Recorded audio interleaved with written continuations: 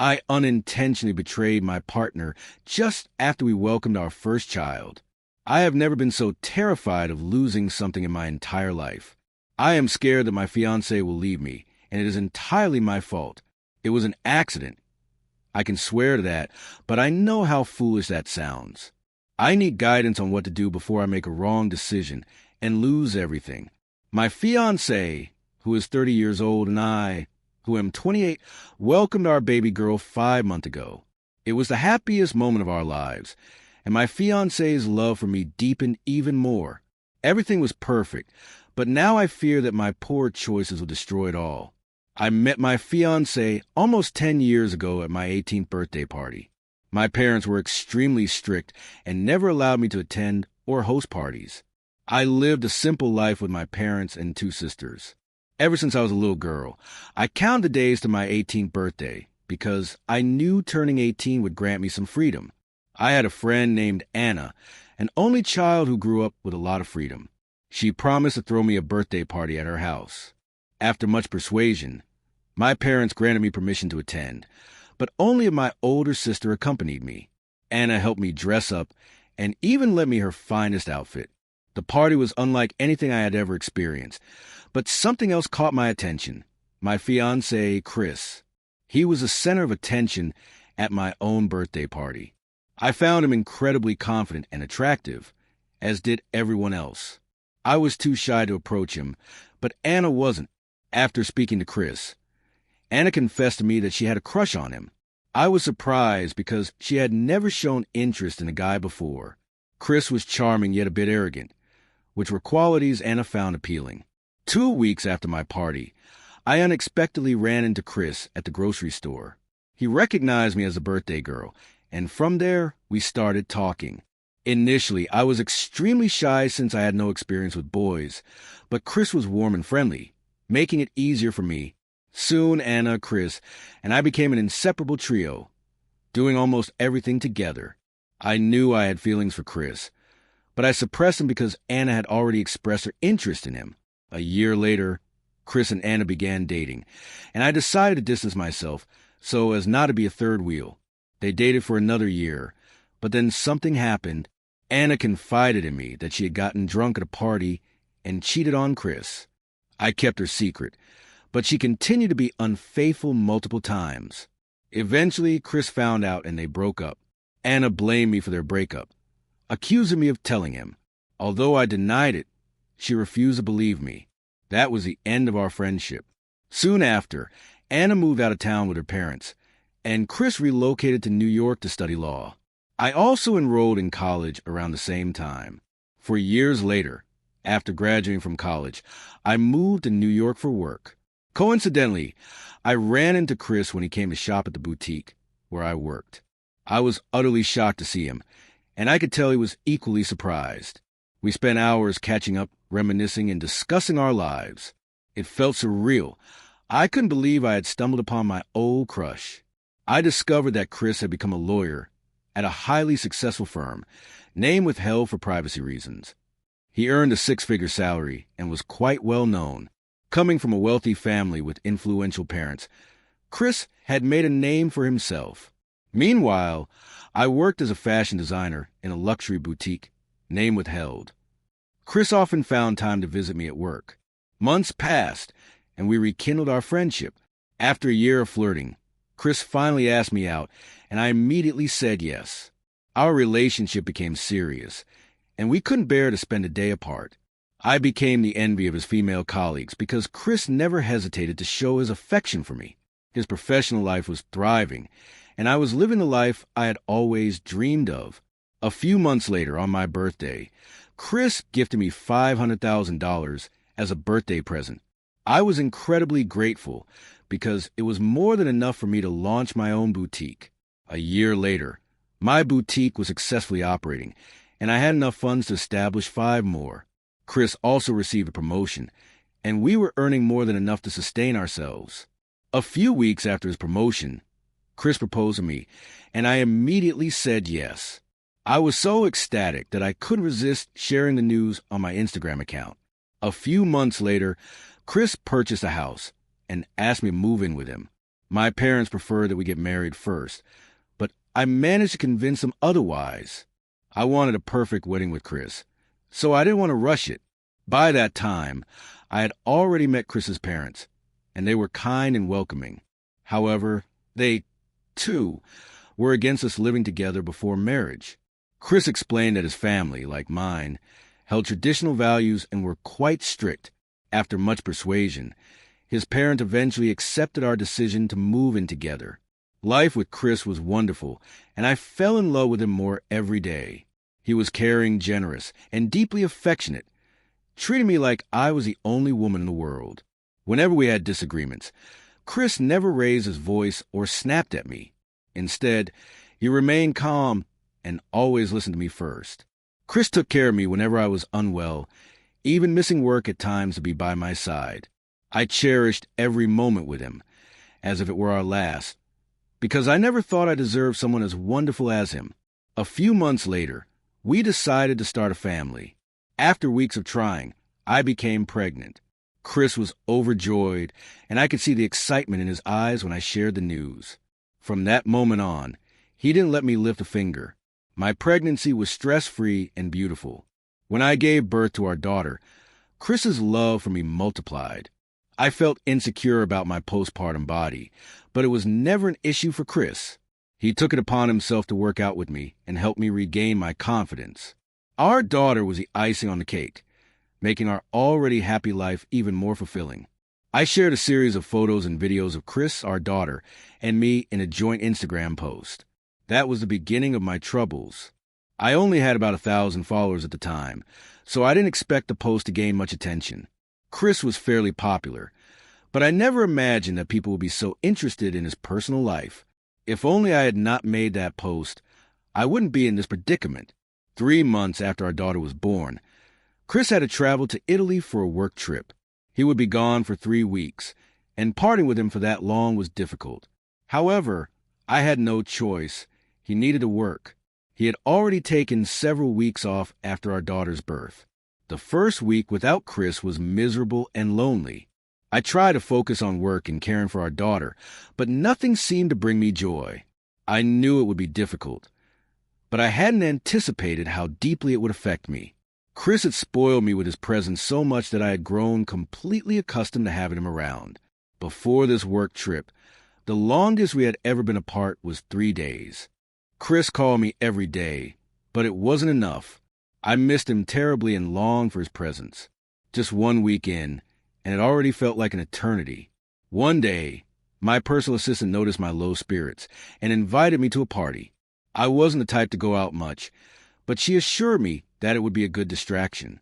I spoke to Chris about it, and he encouraged me to go. He didn't like how exhausted I looked whenever we video called. Before heading to the party, I dropped our daughter off at his mother's house. That night, I wore a black knee-length dress that was elegant yet modest. I wasn't searching for companionship. I already had a partner I deeply cherished. At the party, I limited myself to just 1 drink, as I had no intention of getting intoxicated. After 2 hours, I was ready to head home and cuddle with my daughter. As I made my way out, I encountered a man named Roy. He was just as tall as Chris, and his resemblance to my fiancée was so striking that I had to take a second look. The only differences were his eyes and facial features, and Chris had a more muscular build. To my surprise, Roy offered to buy me a drink. I politely declined, but he persisted. Uncomfortable with the idea of accepting a drink from a stranger, I attempted to walk away. However, Roy stopped me with something unexpected. He claimed to be Chris's friend and said that Chris had asked him to keep me company. I found this odd, as Chris had never mentioned Roy before. Roy explained he wasn't based in New York, and even shared details about Chris that only a close acquaintance would know. Since Chris was very selective about whom he associated with, I believed Roy's story. Eventually, I accepted the drink he offered, unknowingly making a mistake. After another drink, I began feeling lightheaded and developed a headache. I told Roy I needed to get home, and he offered to drive me. I dozed off in the car and only woke up when Roy gently shook me. He said we had arrived, but when I looked around, I realized we weren't at my house. Confused, I asked where we were. Roy claimed his car had broken down and couldn't go any farther. I insisted on taking a cab home to be with my daughter, but he argued that it was too late to find one. Feeling exhausted and unwell, I reluctantly agreed to stay for a while. Roy led me inside, and I soon realized it was his house. I asked for painkillers for my headache, but he handed me a glass of warm milk instead, which surprisingly eased my discomfort a bit. He then showed me the room where I could sleep, and I thanked him before shutting the door. Since I trusted that he was Chris's friend, I felt relatively safe. I attempted to call Chris, only to discover that my phone had died. Too weird to do anything else, I lay down on the bed and tried to sleep. At some point during the night, Roy knocked on the door. When I opened it, I was startled to see him standing there in just a towel, his damp hair styled exactly like Chris's. The resemblance was uncanny, making me even more disoriented. I asked Roy what he needed, and he casually replied that he had come to grab his shirt. After retrieving it, he noticed I hadn't showered and asked why. I explained that I had no change of clothes. To my surprise, he offered me his shirt and insisted I wear it. Still feeling a bit woozy, I decided to take a hot bath to clear my head. As I stood in the bathtub, completely lost in my thoughts, Roy suddenly entered, completely naked. Shocked and frozen in place, I couldn't find the words to react, nor did I have the energy to move. He stood there silently, watching me for an unsettlingly long time. Snapping out of my daze, I finally told him to leave. My thoughts were consumed with Chris and how he would feel if he knew I was in this situation. Ignoring my plea, Roy proceeded to touch himself in front of me. I was horrified and bewildered by the sight. Despite being intoxicated, I knew what was happening was wrong. However, my body and mind were at war. I had been deprived of intimacy for over 3 weeks, and Roy's resemblance to Chris made everything even more confusing. Chris had been extremely busy for 2 weeks before his trip, and now, with his absence, the temptation was overwhelming. Against my better judgment, I found myself unable to stop when I began touching myself as well. I should have never allowed it to happen, but at that moment, I lost control. The worst part was that, in my hazy state, Roy's face blurred into Chris's, and my mind tricked me into believing I was with my fiancée. Things escalated quickly. Roy stepped into the tub with me, and we ended up making the biggest mistake of my life. The next morning, as I woke up beside a stranger, reality hit me like a ton of bricks. I knew, without a doubt, that I had just ruined everything. My head throbbed as if it were being pierced by a blade. It was more than just a hangover. I later discovered that Roy had spiked my drink with some kind of substance, likely cannabis. The most shocking revelation came when Roy shamelessly confessed that he had been hired by someone to manipulate me into betraying my husband.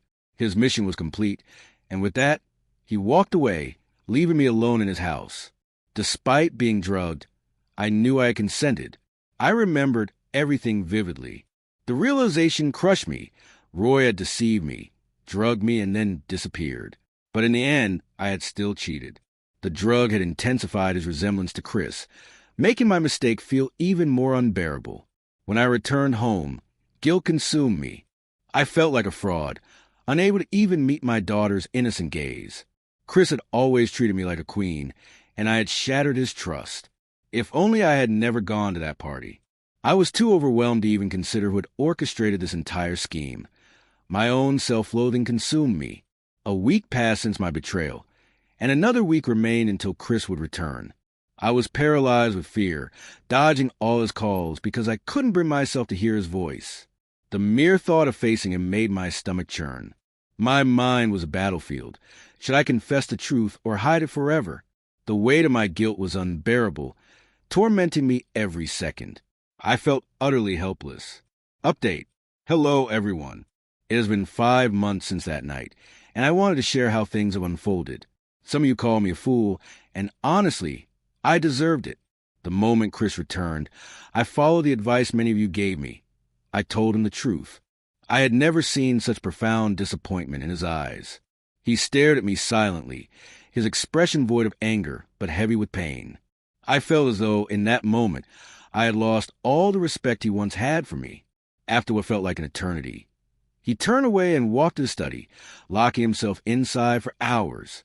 It was the longest, most agonizing period of my life. I wept bitterly. But I refused to disturb him. It would have been selfish to do so. He had every right to process the betrayal in his own way. I was prepared to face whatever decision he made, even if it meant losing him forever. I had brought this shame upon myself, and I had no right to ask for forgiveness. I had been naive and gullible. 2 days later, Chris sent me a message. Attached to it was something that sent chills down my spine. Screenshots of an anonymous tip he had received. Someone had sent him pictures of me leaving the party with Roy, along with a detailed account of what had transpired. But Chris, being a lawyer, had his suspicions. With the help of his colleagues, he traced the sender. And then the truth unraveled. It was Anna. Yes, Anna, the woman who had once cheated on Chris. She had orchestrated everything. She had hired Roy, fueled by her jealousy and a twisted desire for revenge. She believed I had turned Chris against her by exposing her past infidelity, and this was her way of repaying me. She had fed Roy personal details about Chris to make his deception more convincing. She had even instructed him to turn off my phone so that I couldn't reach Chris for confirmation. I was livid. With Chris's help, we tracked down Roy and threatened to involve the authorities. That was when he finally led us to Anna. When we confronted her, she lashed out, accusing me of stealing Chris away from her. She had been watching my Instagram posts, consumed by envy, and devised this elaborate scheme to destroy my happiness. I had fallen right into her trap. I returned home that night feeling utterly defeated. But the biggest shock came when Chris told me he needed a break. He packed his bags and left. For 2 agonizing months, we had no contact. I lived in misery, drowning in regret, with only my daughter bringing me fragments of comfort. Then, after 2 months of silence, Chris finally came back. He told me he had forgiven me, not because he wasn't hurt, but because he loved me too much to let me go. His words left me speechless. I never thought he would return, let alone offer me another chance. 2 months later, we got married, with our daughter as our little bride. She could barely walk, but the sight of her stumbling down the aisle brought tears to my eyes. My life is beautiful again. I have my husband by my side, and our love has endured the storm. I hope my story serves as a lesson to others, to be more cautious, more self-aware, and to never take trust for granted. I was fortunate to have a man who chose to forgive me. Thank you to everyone who urged me to tell him the truth. I cannot imagine what would have happened had I kept it hidden.